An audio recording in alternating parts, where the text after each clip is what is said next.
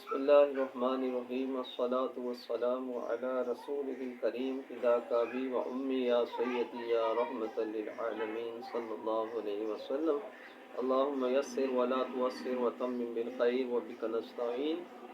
Professor doctor Mahmood سلیم نوری حاضر خدمت ہوں۔ آج کا موضوع بہت امپورٹنٹ ہے اور چھوٹی سی تکلیف ہوتی ہے لاپرواہی کی وجہ سے، غفلت کی وجہ سے، چھپانے کی وجہ سے، شیئر نہ کرنے کی وجہ سے بہت بڑی تکلیف بن جاتی ہے، یہاں تک کہ ایک اذیتناک لمحات کے قریب کر دیتی ہے، اذیتناک ریڈ زون کے قریب کر دیتی ہے۔ اللہ تعالیٰ اپنی امان میں رکھے سب کو۔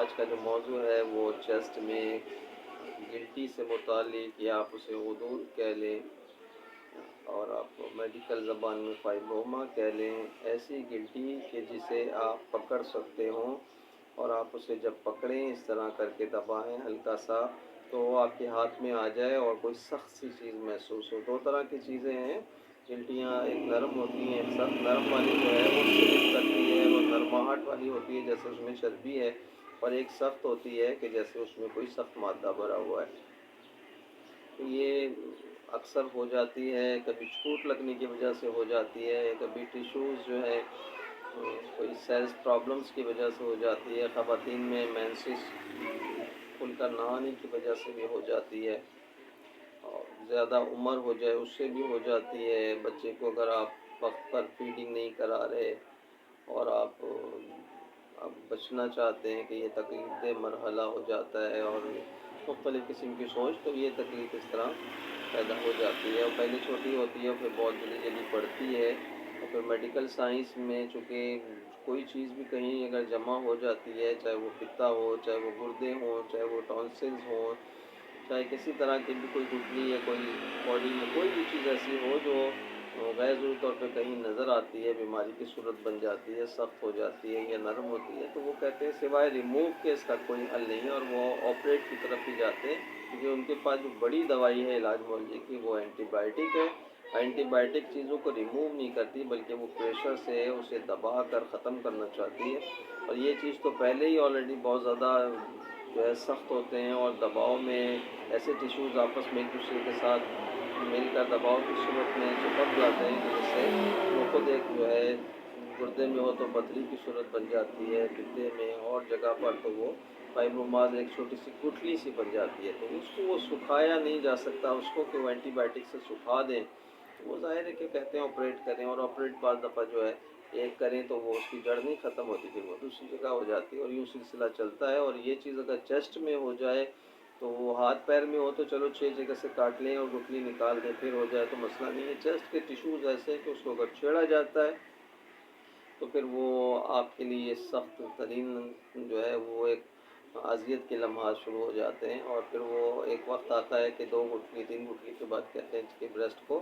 ریموو کرنا پڑے گا، کیونکہ اب ظاہر ہے کہ اس میں تو اب جگہ بھی نہیں ہے اور مزید آپریشن بھی نہیں کیا جا سکتا، لیکن اس کی جڑیں نہیں ختم ہوتی، پھر وہ دوسرے شفٹ ہو جاتی ہیں دوسری طرف، اور یوں ایک اذیت کا سلسلہ شروع ہو جاتا ہے، اور آگے بہت ہی تاریخ جو ہے وہ حالات آ جاتے ہیں جس کا ذکر بھی میں مناسب نہیں سمجھتا۔ چھوٹی سی گٹھلی ہو جائے، ہلکی سی سخت ہو، آج میں سخت گٹھلی کا علاج آپ کو بتا رہا ہوں اور بڑی جو ہے تجربے سے بتا رہا ہوں، مجرب بتا رہا ہوں، میرے اپنے ٹریٹمنٹ اس کے تجربے میں بے شمار پیشنٹس کے اللہ کے فضل سے اس میں کامیابی ہوئی ہے۔ ہومیوپیتھی طریقہ علاج میں جو ہے اس طرح کی میڈیسنز ہیں جو چیزوں کو کہیں اجتماع ہو جائے اس کو ریموو کر دیتی ہیں، جیسے وہ وہاں آئے ہیں ویسے ہی دوبارہ بلڈ میں ٹیشوز جو ہے وہ چلے جائیں گے، جگہ وہ خالی ہو جائے گی اور آپ نارمل کی طرف آ جائیں گے۔ لوگ کہیں یہ کیسے ہوتا ہے، تو بھائی یہ ہوتا ہے، آپ دیکھ لیں اگر سمجھتے ہیں بھائی آپریشن ڈکلیئر کر دیا ٹانسلز کا آپریشن، اس کے علاوہ کوئی حل نہیں ہو پاتی، اس کو آسانی سے علاج کر لیتے ہیں۔ گردے میں پتھری ہو گئی ہے جناب، 9 mm میں پہنچ گئی ہے، کوئی علاج نہیں، کسی طرح نہیں نکل سکتا، اللہ کے فضل سے میڈیسن 4-6 دن میں اسے توڑ کے ریزہ ریزہ کر کے بالکل باریک مٹی کی طرح کر کے وہ پیشاب میں نکال دیتی ہے، جس سے اور جسم کے فاضل مادے نکلتے ہیں وہ بھی نکل جاتی ہے۔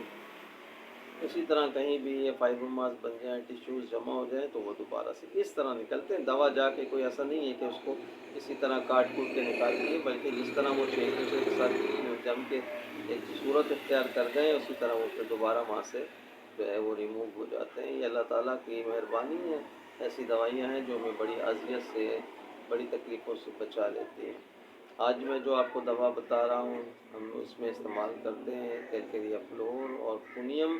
یہ دونوں 200 پاور میں ہے. ایک آپ روزانہ رات کو لے لیں اور ایک صبح نہار منہ لے لیں 5 قطرے 1 کپ پانی میں اور صبح 5 قطرے 1 کپ پانی میں. جرمن دوائیاں دونوں لے لیجیے. کیلکیریا فلور کہہ لیں اور پونیم کہہ لیں. یہ 2 دوائیاں استعمال کریں. کوئی اور پیچیدگی بنتی ہے کوئی اور پرابلم بنتی ہے کوئی مشورہ آپ کو چاہیے یا آپ چاہتے ہیں کہ آپ کا علاج ہم خود اپنی نگرانی میں کریں تو 031527199556 ہمارا نمبر ہے. واٹس ایپ بھی ہے. کال پہ آ جائیں واٹس ایپ پر آ جائیں. دونوں صورتوں میں ہم انشاءاللہ آپ کی ہیلپ کریں گے. اللہ تعالیٰ کی مہربانی سے بڑی اذیتوں سے بھی آپ بچ جائیں گے. آپریشنس کے سلسلے سے اور بہت سارے اخراجات سے بھی بچ جائیں گے. بھروسہ ایک بہت بڑی چیز ہوتی ہے. اعتماد بہت بڑی چیز ہوتی ہے اور ہم اللہ کے فضل سے آپ کو بھروسہ دینے اور اعتماد دینے اور یقین دہانی کے لیے اپنے تجربے سے اللہ کے فضل سے پورے یقین و وثوق سے آپ کو بتاتے ہیں کہ یہ بالکل جو کچھ بھی ہم کہہ رہے ہیں یہ 100% جو ہے وہ درست ہے اور ہم اپنے تجربے سے آپ کو بتا رہے ہیں اور ہم بے شمار اس طرح کے علاج معالجے سے گزر چکے ہیں. یہ ایک ایسا موضوع ہے گھر میں بچیاں ہوتی ہیں اور بعد میں بہت زیادہ اگر یہ چیز بگاڑ ہو جائے تو بہت آگے بڑھ جاتی ہے بات. آپ جانتے ہیں تذکرہ آپ نے سنا ہے کہ اس کا اینڈ پھر کیا ہوتا ہے اور اس سے پہلے کتنی اذیتیں اور خرچے اخراجات ہوتے ہیں. آپ اس کو ضرور اپنے دوست احباب میں اپنے کزنز میں اپنے سہیلیوں میں فرینڈس میں اس کو ضرور ہمارے اس لیکچر کو شیئر کریں. صدقہ جاریہ ہے. کسی کی زندگی کو اذیت سے بچانا تکلیف سے بچانا ہم سب کی ذمہ داری ہے. اللہ تعالیٰ آپ کا اور ہمارا حامی و ناصر ہو. السلام علیکم ورحمۃ اللہ وبرکاتہ.